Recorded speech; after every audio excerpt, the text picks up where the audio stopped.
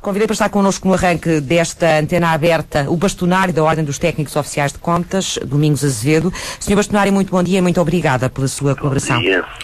Quer deixar-nos de uma forma geral aos ouvintes da Antena 1 esclarecidas e explicadas as principais alterações que devem ter em conta nesta altura de preenchimento das suas declarações de IRS relativas a 2012?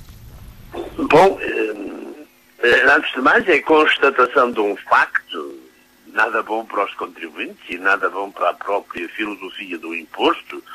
Por isso, ou seja, a razão de ser de um imposto como é o IRS, que pretende ser um imposto personalizado, isto é um imposto que vá ao encontro e que seja coerente com as efetivas condições de vida dos cidadãos, é a constatação de que, através da diminuição muito significativa que temos vindo a assistir do direito às deduções por parte dos contribuintes, este imposto vai perdendo cada vez mais a sua humanização e vai cada vez mais regredindo no sentido de se tornar um imposto com, por isso, eleição de tributação na fonte dos rendimentos, sem que atenda à humanização, à efetiva situação concreta dos sujeitos passivos. No ano de 2013, por isso, nós vamos entregar as declarações de 2012. Nesse ano de 2012, devem ter, primeiro, no decurso, ao longo de todo o ano, deveriam ter guardado as despesas que tiveram com os filhos com a educação, por isso, quando compram materiais na papelaria, como livros, esferográficas, cadernos, etc., por isso todo o material de apoio à educação dos filhos ou dos próprios sujeitos passivos, e guardar esses documentos, apondo-lhes sempre o número de contribuinte dos titulares, isto é, de quem eles respeitam, que esses documentos respeitam. Se for de um filho, põe-se o número de contribuinte do filho; se for do próprio sujeito passivo, pôr o número fiscal de contribuinte do próprio sujeito passivo. E a mesma coisa com as despesas com a saúde, os medicamentos, as consultas dos médicos, etc. E, naturalmente, verificar se todos esses documentos têm identificação fiscal. E há uma coisa importante: nos medicamentos, verificar sempre se a taxa do IVA aplicável for diferente da de 6%, atenção, porque só até ao limite de 65 euros é que pode ser deduzíveis e dedutíveis estas despesas com medicamentos. E, para além disso, têm que ser receituadas, têm que ser preceituadas por uma receita médica. Porque o medicamento tradicional, se for apenas à taxa de 6%, é porque tem mesmo características medicinais e, porquanto, não é necessário juntar essa mesma receita médica. Mas no caso de ter, paralelamente com questões tradicionais, questões medicinais, então teremos aí que justificar o porquê desses mesmos medicamentos. E, naturalmente, ao indicar esses documentos, terá que os guardar para que, no caso da sua declaração ser selecionada para ser fiscalizada, poder demonstrar a uma administração tributária, no caso de ser visitada ou de ser solicitada para o efeito, demonstrar os montantes que deduziu que estão corretos, com base aos documentos, por isso terão que ser guardados esses mesmos documentos. Finalmente... Quanto tempo devem ser guardados já agora? Ora bem, essa é exatamente uma questão que a lei não define especificamente para os documentos do IRS. E lança, não definindo, deixa-nos aqui uma outra questão, que é a questão dos documentos terem que ser guardados no âmbito das disposições legais. Ou seja, independentemente deles poderem ser usados ou não a favor ou contra o contribuinte, porque o período de caducidade do direito de tributar impostos é de 4 anos, que na prática normalmente é de 5, isto é, porque começa a contar sempre só após o primeiro ano civil. Não obstante isso, estes documentos têm que ser guardados durante 10 anos. Por isso, se não tiver estes documentos guardados, é porque a lei não estabelece. Se a lei dissesse, vão durante o período de caducidade, mas não é isso que a lei diz. Nem se refere especificamente à questão dos documentos do IRS. Ora, não se referindo quanto à guarda e conservação destes documentos, especificamente, eles terão que ser entendidos no âmbito da lei geral. E, sendo entendidos no âmbito da lei geral, então terão que ser guardados. Passamos para os 10 anos. Peço desculpa, eu interrompi-lhe o fio do seu pensamento, mas pensei que era importante considerar as pessoas terem esta informação. Sim, mas não havendo nenhuma menção específica na lei, teremos que aplicar a lei geral, que é durante os 10 anos. E, naturalmente, aguardar que duas coisas, depois de ter entregue a declaração, aguardar ou a liquidação do imposto, no caso de ter imposto excepcional para pagar, ou o reembolso. Estando, naturalmente, aqui, e é bom que também seja falado disso, aqueles que tradicionalmente têm reembolso, ou tinham reembolso, esses, eventualmente, por efeito da diminuição das deduções, irão ver diminuído esse mesmo reembolso, ou aqueles que tradicionalmente efetuavam pagamentos de imposto poderão também ver aumentado o valor do pagamento por efeito também da dedução à coleta ou aos rendimentos, consoante os casos que se tem vindo a verificar com especial relevo desde 2010 para cá.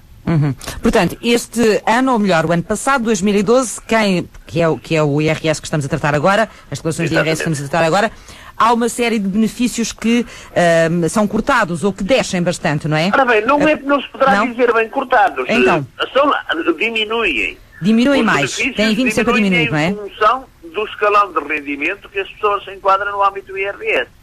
Porque, por exemplo, repare, e às vezes as pessoas dizem assim, mas ele pode deduzir na totalidade. Por exemplo, os mais baixos rendimentos, o escalão, diz a legislação, pode deduzir o valor total.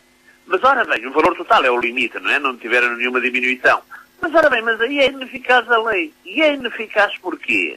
Porque as pessoas já não pagavam o imposto. Evidentemente que a dedução não vai trazer efeito nenhum positivo para as pessoas, não é? Agora, aqueles rendimentos que iam para além dos rendimentos tradicionalmente baixos, que é o caso das pessoas, enfim, daquilo que nós normalmente denominávamos por classe média, por isso rendimentos para cima de 45 mil euros, o que diga-se, nem estamos perante a classe média. No ano, um casal que ganha 45 mil euros não é uma pessoa da classe média, é uma pessoa, enfim, sem grandes rendimentos. A partir desse valor de 45 mil euros deixa de ser possível fazer deduções, o que acho, na verdade, uma coisa que não deixa de ser um bocadinho violenta. E atenção, perigosa. Perigosa porquê? Porque vem exatamente trazer desumanização ao imposto, na medida em que desenraiza o imposto da situação concreta que as famílias vivem, que os contribuintes vivem. Para além disso, Sr. Bastonário, vamos ter pessoas que até agora não pagavam o imposto que vão ter que o pagar, não é?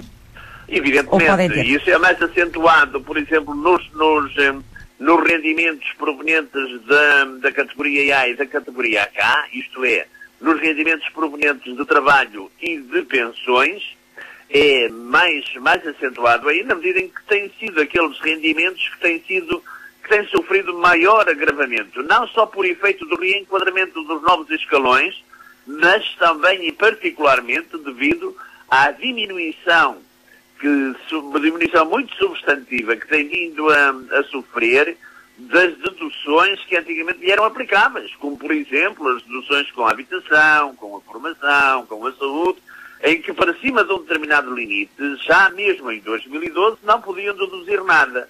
Ora, isto leva-nos a problemas muito sérios, muito complexos, de reflexão sobre a verdadeira estrutura e a verdadeira fundamentação do IRS, o que, na verdade, desvirtua um pouco a razão de ser deste imposto. A razão de ser do imposto e as suas origens, não é?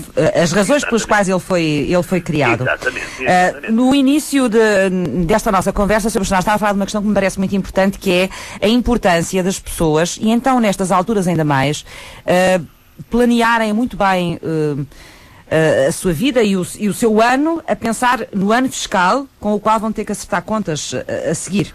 Ou seja, guardarem as documentações, provavelmente terem já uma ideia daquilo com que poderão contar, de forma até a fazerem a sua poupança, para não serem depois, à última hora, surpreendidas por um valor final que tenham que pagar às finanças.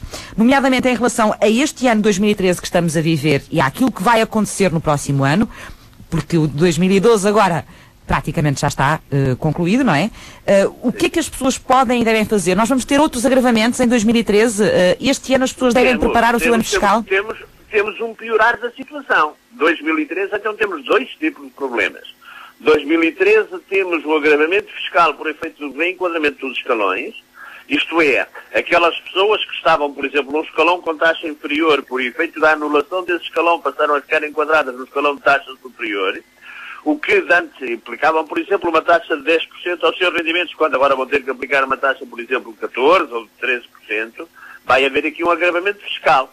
E para além disso, para além desse agravamento emergente do reenquadramento das taxas, vai haver também uma maior agudização deste processo das deduções, onde agora, como lhe dizia há pouquinho, para cima de 46 mil euros não consegue deduzir nada. Isto é, vamos lá ver, 45.600 e qualquer coisa. Vamos lá ver, um casal em que a esposa ganha 22.500 euros e o marido ganha cerca de, sensivelmente, 24 mil euros, este casal não vai poder deduzir nada. Ora, isto vai trazer, evidentemente, a este casal, que estava habituado a deduzir, vai-lhe trazer, evidentemente, agravamento fiscal. O que é que se aconselha nestas situações? Primeiro, que usem até ao limite possível este novo processo de até 250 euros, não é que seja nada por aí além, mas são 250 euros e, como se diz na nossa gíria popular, migalhinhas são pão.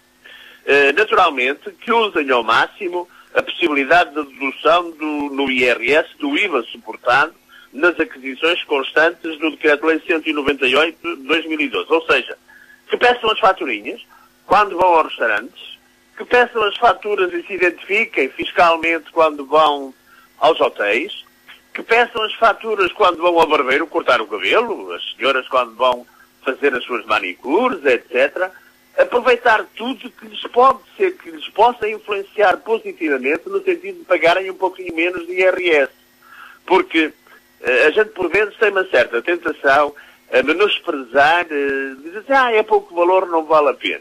Mas esquece que depois as pequeninas somas, as pequeninas verbas, todas elas somadas, acabam por dar valores que, na verdade, já se justificam a sua utilização.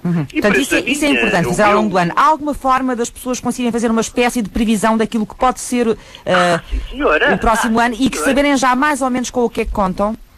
Podem fazer, podem simular que a partir das taxas que estão aprovadas, todo o enquadramento fiscal está aprovado no Orçamento do Estado para 2013, a partir desse enquadramento, fazer a aplicação das taxas aos seus rendimentos e podem ter uma noção de qual é que vai ser a violência do imposto no ano 2014, quando forem entregar as declarações de 2013. Muito obrigada pela sua colaboração e por todos os esclarecimentos que aqui nos deixou. Bastonário da Ordem dos Técnicos Oficiais de Contas, Domingos Azevedo, a abrir esta antena.